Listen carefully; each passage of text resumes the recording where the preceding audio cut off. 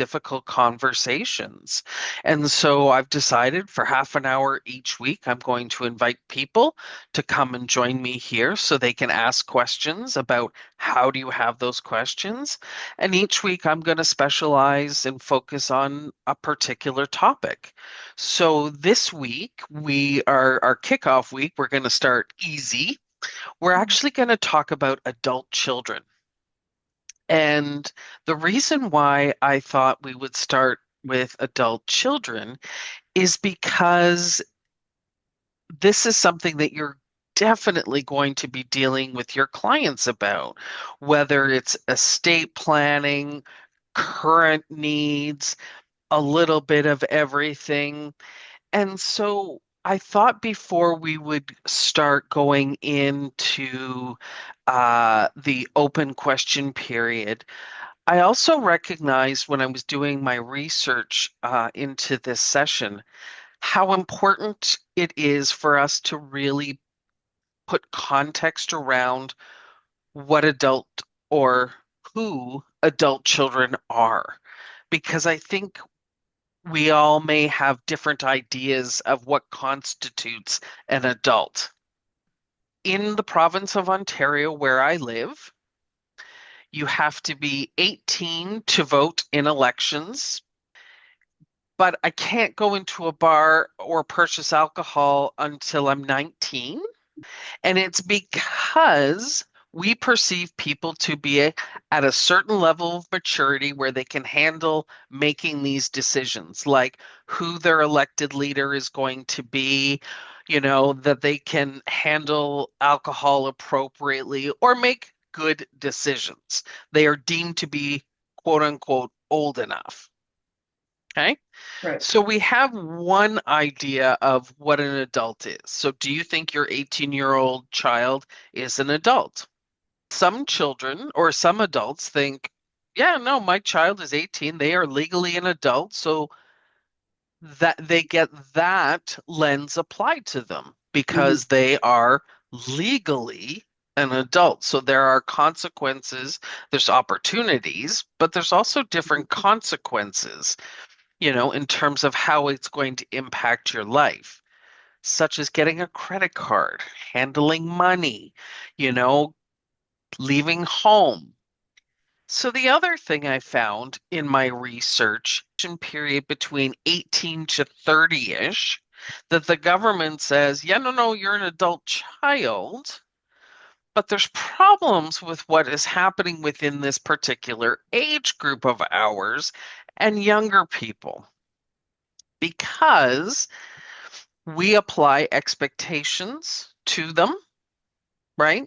To get a house, get married, maybe have babies, right? Like there are Right. things that we have expectations that our children are going to do because of how life is kind of worked out is most of our children are missing or hitting milestones later in life. A What? group that doesn't leave until they're about 30. So 30, do you think you're an adult by the time you're 30?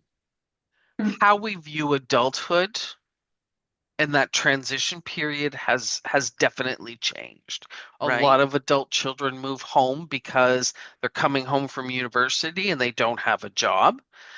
Their relationship has failed, and so they need to come home and regather, whether that's divorced or a breakup or whatever. So they come back to regroup. When you have a child that fails to launch, so never leaves home, or a child that comes back and never leaves. As a financial services professional, how do you talk to your clients about it? Have that Well, and that's a conversation, pretty intrusive question, right? especially if people are, perhaps embarrassed that their child has divorced or had to move back home. I can see that some people might be a little bit unsure about how to deal with that, much less share that information with their financial advisor. Well, exactly. What are the financial impacts of bringing a full-grown adult child back into the home? You know, Mhm. Are you asking that? And again, please don't respond. Are you asking this adult child to pay rent? What is their financial contribution to groceries, if at all, right? What is their roles and responsibilities surrounding the care and maintenance of the house? Or are they just living like they've always lived with mom and dad in the hotel of mom and dad? Also have to be mindful because we don't want to have our children suffer. How do you have those conversations? Welcome, Sean. Mhm. Additional expense of heat, hydro, wear and tear, all of that stuff. But we also recognize that money isn't going as far as it used to. And as people are transitioning into retirement, our spending in theory should be less because we don't have these same caregiving duties. But we know that's not really happening. Correct. All difficult conversations, the best way to start is just to start. I already actually said the question, and it was, can you afford to have your child live with you again as a dependent?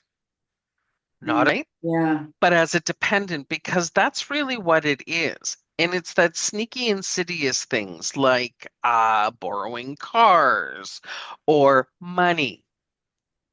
Because at the end of your client's life, there's going to be guaranteed between the two or more children, there's going to be a tallying that happens that kid A borrowed $25,000 from mom and dad. I got nothing.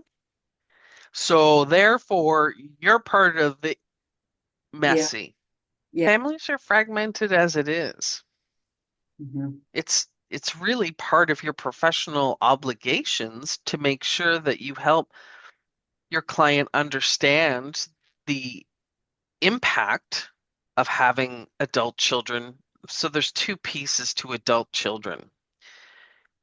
When we care for adult children and we bring them back into the house and they are not independent people, Mhm. keeping the lights on, the heat on, food in the fridge because somebody else does that, they don't learn how to do for themselves.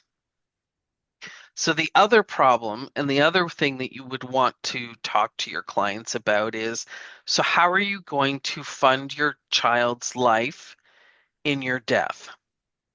Because you essentially haven't taught them the skills to hunt and gather and to figure out how to do for themselves. So you leave them a whack of money or a house and they don't know how to take care of it.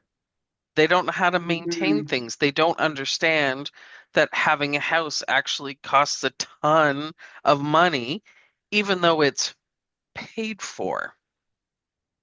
There Right. becomes bigger questions of, so can you afford your kid today? Have you adequately prepared them for the future? Right? And that's through we talk about financial literacy. This is all the financial literacy piece, right? And Mm. financial literacy isn't just like, can I make a budget or not and stick to it? I don't understand the connection between a full fridge and work, Ah, an empty fridge, and how do I get an empty fridge to be full? No, I don't necessarily need to know everything, but I need to know, I need my client to know what I know. And that is, let's take a look at the relationship. Is it a dependent adult child, different, versus an adult child who can't seem to do it on their own? They may be unable or unwilling. Again, different things. But this is about how do we talk about them? Asking questions is always hard the first time Right. that you and your adult child have. What does that relationship look like? These are all good, neutral questions that you can use to engage your clients. Talk about what it looks like. Because I'm not here as your financial advisor to change any of this, because that's not my You're- job to know what's happening in your life so that I account for everything and you get what you want and what you work for. I think that's perfect. That's an excellent way to look at it. Okay. Yeah. I see we're running out of time. Thank you very much. Next week, what are we talking about? I am very excited. Oh, we're going to talk about marriage. Adult. Anyway, thank you very much for those of you who joined me on my very first Oh. live on how do you say that? And or how do you talk about that? Thank you very much. I appreciate the contributions, and we will talk to you next week.